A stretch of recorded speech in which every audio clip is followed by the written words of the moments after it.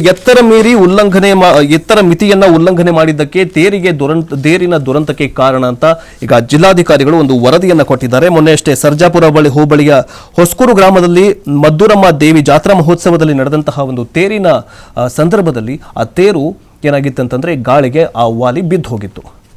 ಈ ಒಂದು ತೇರಿಗೆ ಕೆಲವೊಂದಿಷ್ಟು ನಿಯಮಗಳನ್ನು ಏನು ಮಾಡಿದ್ದಾರೆ ಅಂತಂದರೆ ಗಾಳಿಗೆ ತೂರಿ ಈ ತೇರನ್ನು ರೆಡಿ ಮಾಡಿದ್ರು. ಅದಕ್ಕೋಸ್ಕರ ಈ ಒಂದು ಘಟನೆ ಸಂಭವಿಸಿದೆ ಅಂತ ಹೇಳಲಾಗಿದೆ. ಸಪೋಸ್ ಇದರಲ್ಲಿ ಕೆಲವೊಂದಿಷ್ಟು ಜನರಿಗೆ ಗಾಯಗಳಾಗಿದೆ, ಬಿಟ್ಟರೆ ಮತ್ತೇನೂ ಆಗಿಲ್ಲ.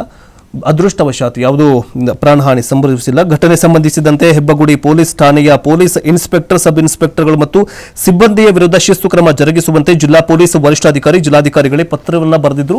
ಅದರಂತೆ ಈಗಾಗಲೇ ವರದಿಯನ್ನು ಕೂಡ ನೀಡಲಾಗಿದೆ.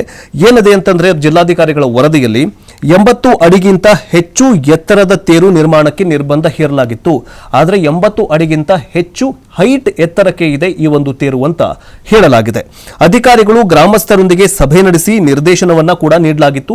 ಅಂದ್ರೆ ಅಧಿಕಾರಿಗಳೆಲ್ಲ ಕೂಡಿ ಏನು ಕಮಿಟಿ ಇರುತ್ತಲ್ಲ, ಜಾತ್ರಾ ಕಮಿಟಿಯವರಿಗೆ 80 ಅಡಿಗಿಂತ ಮೇಲೆ ಎತ್ತರಕ್ಕೆ ನೀವು ತೇರನ್ನ ಮಾಡಬಾರದು ಅನ್ನುವಂತಹ ನಿಯಮವನ್ನು ಕೂಡ ಹೇಳಿದ್ರು.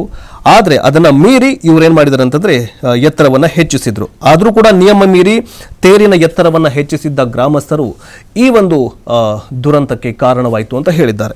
ಅದೃಷ್ಟ ಏನು ಯಾವುದೇ ಪ್ರಾಣಹಾನಿ ಸಂಭವಿಸಿಲ್ಲ. ಆದರೆ ಸಪೋಸ್ ಏನಾದರೂ ಈ ಸೈಡ್ಗೆ ಬಿದ್ದಿದ್ದರೆ ಮುಂದೆ ಅಂದರೆ ತೇರು ಎಳಿತಾ ಇದ್ದಂಥವರ ಮೇಲೆ ಏನಾದರೂ ಬಿದ್ದಿದ್ದರೆ ದೊಡ್ಡ ಪ್ರಾಣಹಾನಿ ಸಂಭವಿಸ್ತಾ ಇತ್ತು. ಬಟ್ ಅಂಥದ್ದೇನೂ ಆಗಿಲ್ಲ. ಬಟ್ ನೋಡಬೇಕು ಇನ್ನು ಮುಂದೆ ಈ ಒಂದು ಪ್ರಕರಣಕ್ಕೆ ಸಂಬಂಧಿಸಿದಂತೆ ಯಾವೆಲ್ಲ ಬೆಳವಣಿಗೆಗಳಾಗತ್ತೆ. ಈ ಒಂದು ಈಗಾಗಲೇ ಸಬ್ ಇನ್ಸ್ಪೆಕ್ಟರ್ ಮತ್ತು ಕೆಲವೊಂದಿಷ್ಟು ಜನರನ್ನು ಅಮಾನತು ಕೂಡ ಮಾಡಲಾಗಿದೆ.